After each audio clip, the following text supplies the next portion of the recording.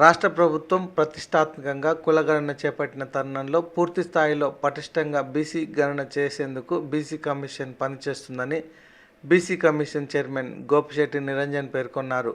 సోమవారం నల్గొండ జిల్లా కలెక్టర్ కార్యాలయంలో బీసీ బహిరంగ విచారణ కార్యక్రమంలో ఆయన పాల్గొని మాట్లాడుతూ, రాష్ట్ర ప్రభుత్వం బీసీ కులగణన చేపట్టేందుకు చిత్తశుద్ధిగా ఉందని, అందుకోసమే రాష్ట్రంలో సమగ్ర కుటుంబ సర్వే ఏర్పాటు చేసిందన్నారు. బీసీ కమిషన్ ద్వారా ఇప్పటికి 6 జిల్లాలను పూర్తి చేసుకొని నల్గొండ జిల్లాలో బీసీ కమిషన్ ఆధ్వర్యంలో బహిరంగ విచారణ కార్యక్రమం చేపట్టామన్నారు. రాష్ట్ర వ్యాప్తంగా ఈ నెల 26 లోపు పూర్తి చేసుకొని ప్రజల నుంచి వచ్చిన విజ్ఞప్తులను రాష్ట్ర ప్రభుత్వానికి సమర్పిస్తామని చెప్పారు. గత ప్రభుత్వం 2014లో సమగ్ర కుటుంబ సర్వే చేసి వివరాలను బయటకు చెప్పకుండా గోప్యంగా ఉంచిందన్నారు. ఉమ్మడి నల్గొండ జిల్లాలో ఇప్పటికే 84% సర్వే పూర్తయిందని పేర్కొన్నారు. ఇంత వేగంగా సర్వే చేస్తున్న ఎన్యూమరేటర్లు, సూపర్వైజర్లు, జిల్లా అధికారులను ప్రత్యేకంగా అభినందిస్తున్నామన్నారు. నల్గొండ జిల్లా కలెక్టర్ ఇలా త్రిపాఠి మాట్లాడుతూ, బీసీ కమిషన్ బహిరంగ విచారణకు అవసరమైన అన్ని సౌకర్యాలు కల్పించడం జరిగిందని, ప్రత్యేకించి అఫిడవిట్ ఏర్పాటు చేయడంతో పాటు జిరాక్స్, ఇతర సౌకర్యాలు కల్పించామన్నారు. యాదాద్రి భువనగిరి జిల్లా కలెక్టర్ హనుమంతరావు మాట్లాడుతూ, బీసీ కులాలు, ఉపకులాల సమస్యలను విని పరిష్కరించేందుకు అవకాశం కల్పిస్తామని, అందరూ సద్వినియోగం చేసుకోవాలని కోరారు. సూర్యాపేట జిల్లా కలెక్టర్ తేజస్ నందలాల్ పవార్ మాట్లాడుతూ, బీసీ కమిషన్ ప్రజల వద్దకు వెళ్ళి బీసీల సమస్యలను ప్రత్యక్షంగా తెలుసుకొని వారి అభ్యున్నతికి కృషి చేయడం చాలా సంతోషమన్నారు. డిమాండ్ రావటం జరిగింది. జనాభా దామాషా ప్రకారం బీసీలకు రిజర్వేషన్లు కల్పించాలి.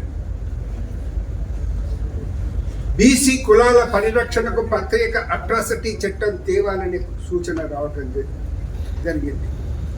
బీసీలకు క్రిమిలేర్ తొలగించాలి, సమీక్షించాలనే మాట కూడా చెప్పడం జరిగింది. అదేవిధంగా బీసీ ఉద్యోగులకు ప్రమోషన్లలో రిజర్వేషన్స్ కల్పించాలనే మాట కూడా చెప్పడం జరిగింది. నాయి బ్రాహ్మణులకు ఆలయాలలో ఉద్యోగులుగా గుర్తించి అన్ని సౌకర్యాలు కల్పించాలనే మాట చెప్పడం జరిగింది. అంతేకాకుండా ఏ విధంగానైతే ఆలయాలలో పూజలు చేసే బ్రాహ్మణులకు ఆలయ కమిటీల్లో అవకాశం ఇస్తారో ఒక మెంబర్గా, నాయి బ్రాహ్మణులకు కూడా వాళ్ళు కూడా ఆలయాలకు సేవ చేసే వృత్తిలోనే ఉన్నారు కాబట్టి వారికి కూడా అవకాశం ఇవ్వాలనే మాట చెప్పడం జరిగింది. దాని గురించి మేము ప్రభుత్వానికి, ముఖ్యంగా ఎండోమెంట్ మినిస్టర్ గారికి, ఎండోమెంట్ డిపార్ట్మెంట్కు హైదరాబాద్కి వెళ్ళగానే ఒక లేఖ రాస్తామని చెప్తాను. అదేవిధంగా బెస్తలకు బీసీ ఏ నుండి ఎస్టీలకు మార్చాలనే మాట కూడా చెప్పడం జరిగింది.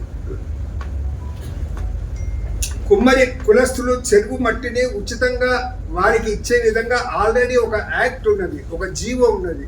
అయినా కానీ ఆ మట్టిని అనేది ఇవ్వటం లేదు అనే మాట చెప్తే, కలెక్టర్ ఇక్కడ ఉన్నప్పుడు కండక్టర్స్ ఉంటే వారికి ఆ విషయంలో చెప్పడం జరిగింది.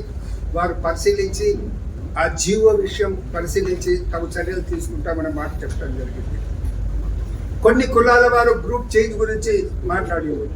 ముదిరాజు వారు D2A కావాలని, ఉప్పర కులం వారు కూడా D2 గ్రూప్ D నుంచి A కూడా మారాలని, నకాష్ కులం వారు B2Aకు మారాలని, కుమ్మరి వారు కూడా B2Aకు మారాలని,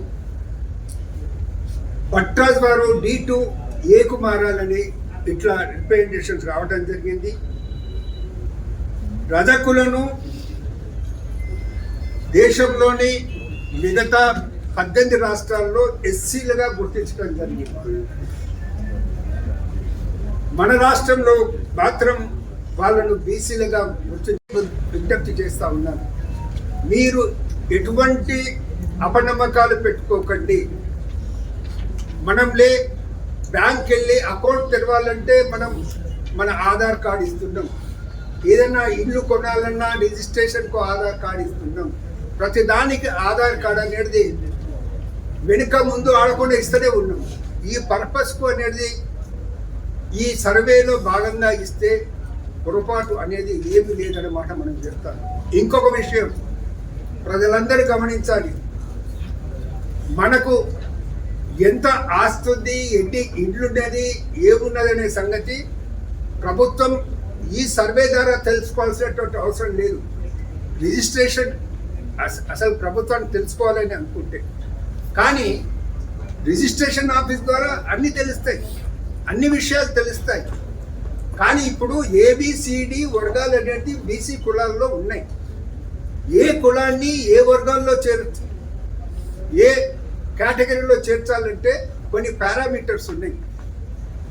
వీళ్ళు ఆర్థికంగా సామాజికంగా ఎంతగా వెనుకబడ్డారో అని తెలిస్తేనే వాళ్ళని ఏ కేటగిరీలో, బి కేటగిరీలో, ఏ కేటగిరీలో చేర్చాలనో తెలుస్తుంది. ప్రజలు దాచిపెట్టుకుంటే మనం ఉన్నవారికి కావచ్చు, కానీ మన ఆసరా కావాల్సిన మన తమ్ముడో, మన అన్ననో, మన తోటి సహచరులో వాళ్ళకి నష్టం జరుగుతుంది. కాబట్టి మీరు ఏది దాచకుండా చెప్పండి. ఎక్కడ మిస్యూజ్ అనేది జరగదు.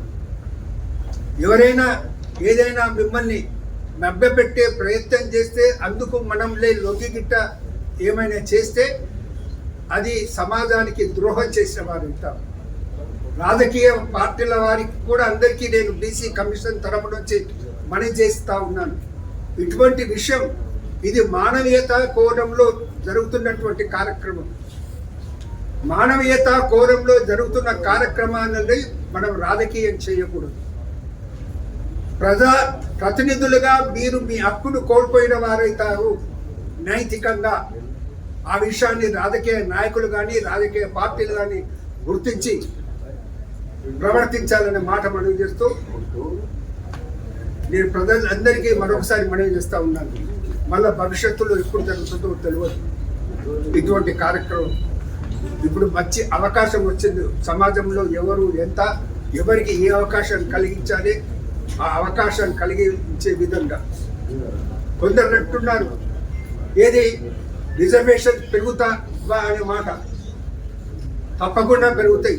సమాజంలో మనం ఎంతుందో మనం చూపెట్టుకుంటే, డేటా మనం చూపెడితే రేపు కోర్టును అడగొచ్చు సమాజం.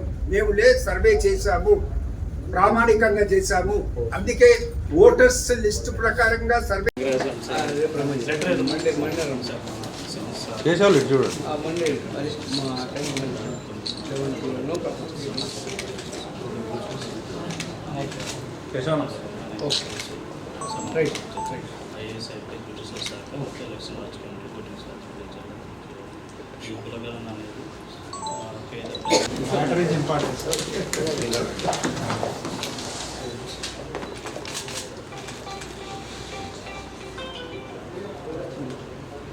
Very good.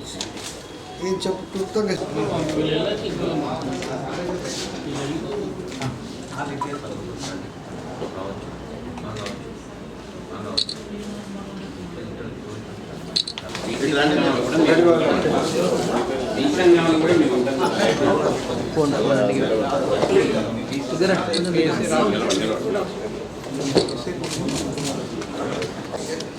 గవర్నమెంట్ ఇన్సిస్ట్ చేయాలి. అఫ్కోర్స్ రికమెండేషన్స్ ఉంటుంది, అది అసెంబ్లీలో ఫేస్ చేస్తారు, అది గవర్నమెంట్ డిస్కషన్.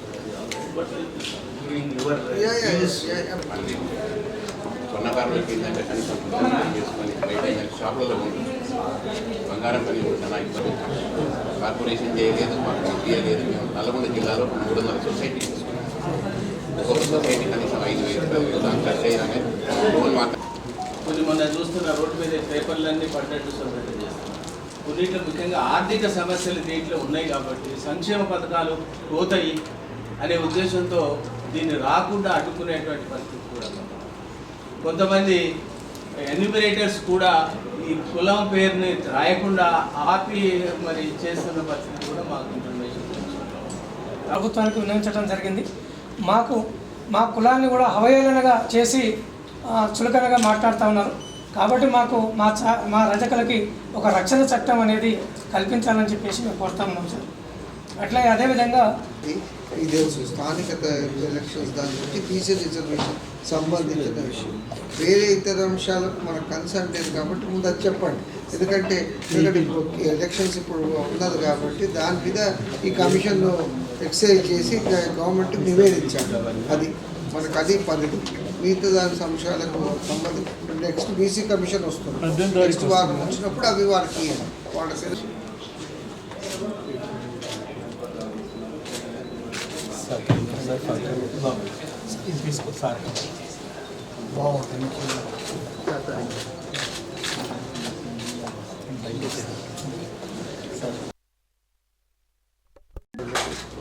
ప్రెస్ మీడియా మిత్రులకు, తర్వాత ముఖ్యంగా ఈరోజు బీసీ అసోసియేషన్స్, తర్వాత ఇండివిజువల్స్ అందరూ కూడా వాళ్ళందరికీ వచ్చినందుకు అందరికీ కూడా కృతజ్ఞతలు, ధన్యవాదాలు చెప్తా ఉన్నాము.